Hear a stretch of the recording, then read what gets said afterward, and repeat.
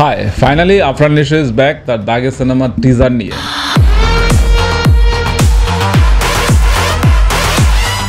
দাগি টিজারে আফরান নিশোকে যেভাবে উপস্থাপন করা হয়েছে, আমি বলবো যে আফরান নিশো 2023 সালের পর 2 বছর যে অপেক্ষা করেছেন সেই অপেক্ষার ফল অবশ্যই মিষ্টি হচ্ছে, কারণ টিজারটি আফরান নিশো নিজেকে একদম উজাড় করে দিয়েছেন।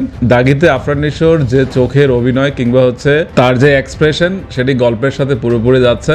আফরান নিশোর সুন্দর একটি ডায়লগ আছে যে জেলের দাগ একবার যা লাগছে সেই দাগই সারাটা জীবন। টিজারটি নিয়ে আমি বলবো যে টিজারটি আসলে মোটেই হতাশ করছে না। আমি বলবো যে মার্কেটে বরবাদের সাথে লড়াই করার জন্য যথেষ্টই ভালো টিজার, এবং টিজারটি দেখে গল্পের কোনো অনুমান করাই যাচ্ছে না, সেটাই হচ্ছে আজকের এই টিজারের সবচেয়ে ভালো দিক। এবং আমার কাছেও মনে হয় যে আফরান নিশো সিনেমা করতে এসেছেন শুধুমাত্র গল্পের জন্য, অর্থাৎ গল্পের গাঁথুনি সিনেমায় থাকতে হবে। এবং তমা মির্জা আমি মনে করি যথেষ্ট ভালো অভিনেত্রী, তো শহীদুজ্জামান সেলিমও আছে এবং একগাদা শিল্পী আছেন এই দাগি সিনেমায়। তো আসলেই বলবো যে আফরান নিশো সাকিব খানের সাথে ফাইট করার জন্য খুব ভালো একটি সিনেমায় নিয়ে আসছে, এবং আফরান নিশোর কয়েকটি লুক হচ্ছে এখানে দেখানো হয়েছে এবং প্রত্যেকটি লুকই বলবো যে আফরান নিশো জাস্ট ফাটিয়ে দিয়েছে। কিন্তু শুধুমাত্র একটি কথা আছে যে আজকে টিজারটি যেভাবে হচ্ছে এডিটিং করা হয়েছে, এডিটিংটি আমার কাছে মনে হয় যে আরও চমৎকারভাবে করা যেত। মানে টিজারের যে পিক পয়েন্ট, এই পিক পয়েন্টটি আমি হচ্ছে খুঁজে পাচ্ছি না যে টিজারের আসলে পিক পয়েন্ট কোনটি।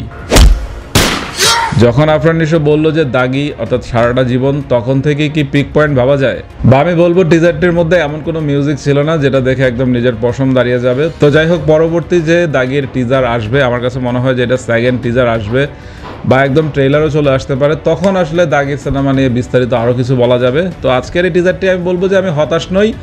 আফরান নিশো ঈদের সিনেমায় আসলে বাজিমাত করতে পারবে কিনা সেটা শুধু সময়ের অপেক্ষায়, কেননা সাকিব খানের কাছে কিন্তু বরাদ্দ থাকবে সবচেয়ে বেশি সিনেমার হল বা হচ্ছে মাল্টিপ্লেক্সগুলো তারই দখলে থাকবে, অর্থাৎ বরবাদের দখলে থাকবে। এবং আফরান নিশো কিন্তু মোটামুটি মাল্টিপ্লেক্সে নিজের একটি অবস্থান দাঁড় করিয়ে রেখেছেন, কারণ 2023-এ কিন্তু ভালো একটি খেলাই কিন্তু হয়েছিল আফরান নিশোর সুড়ঙ্গ কিংবা সাকিব খানের প্রিয়তমা সিনেমার সময়। প্রিয়তমা যেখানে 42 কোটি টাকা ইনকাম করেছে, সেখানে আফরান নিশো সুড়ঙ্গ করেছে 14 কোটি টাকা। তো একজন নাটকের অভিনেতা ফিল্মে এসেই 14 কোটি টাকা ইনকাম, সেটাও মানে যথেষ্ট ভালো ইনকাম। তো এখন শুধু দেখার পালা যে তার দ্বিতীয় ফিল্ম বা দ্বিতীয় সিনেমা দাগি বক্স অফিসে কতটা সাফল্য পায়।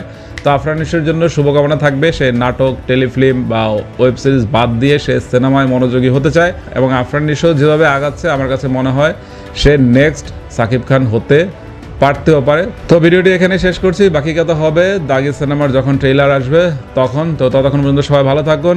আর এই দাগি টিজারের অবশ্যই এডিটিং ব্রেকডাউনও হবে, তো সেটা কিছুটা সময় দিন। তো সবাই ভালো থাকবেন, টাটা।